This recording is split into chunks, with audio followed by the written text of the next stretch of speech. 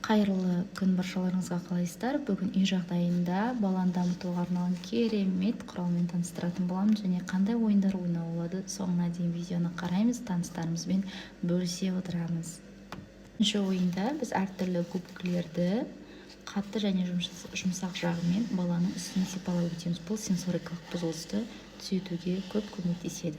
Кез келген балаға пайдалана беруге болады. Кез келген набор губканы алатын болсақ, ішінде негізгі 5 түсті қамтиды. Қызыл, сары, жасыл, сары, көк. Осы 5 түсті үйрету мақсатында әртүрлі ойындар ойнауға. Әртүрлі группаның ішіне осы губканы тығып қоямыз, немесе әрбір губкамен көпіршіктерді алуды, сығуды үйрететін боламыз. Ол біздің ұсақ қол моторикамызға және түстерді білуімізге күшті көмектеседі. Бізге осындай тіс шұқитын таяқшалар қажет болады. Яғни таяқшаның біреуін аламыз, сосын балаға тапсырма беретін боламыз. Осы таяқшаны көк губканың үстіне сал деген сияқты. Бала мынаны алады. Бұл кезде пинцетная захватка деп аталады. Яғни бала саусақ ұшымен пинцет сияқты алып ұстау қажет, және былай үстіне салады. Кішкене күшті талап етеді. Дәл осылай сары губканың үстіне қой деп айтамыз.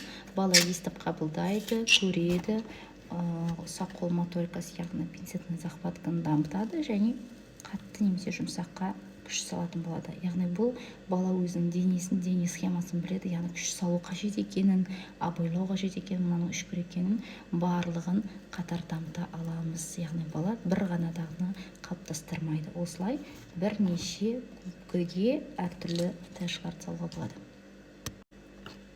Келесі тапсырма бізде қайшымен орындалады. Егер сіздің балаңыз мектеп жасына дейінгі бала болса, онда қайшымен өзіңіз бөліп беріңіз, яғни қайшымен губканы бөлеміз. Егер мектеп жасындағы бір оқитын, екі оқитын, дайындық сыныбында бала болса, өзіне ұстатып отырып қидыруға болады.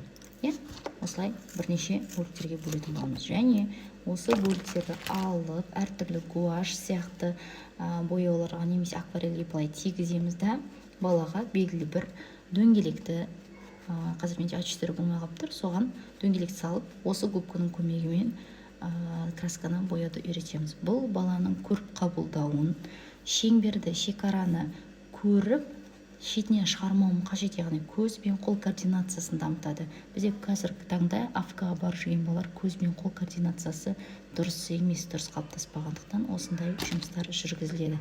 Ал сіз олардың барлығын үй жағдайында қарапайым губкілермен ақ дамыта аласыз. Осындай пайдалы ақпараттарды Зерде бейнеу парақшасында бөлісіп отыратын боламын. Жақындарыңызбен бөлісіп, подписаться етуді ұмытпаңыздар.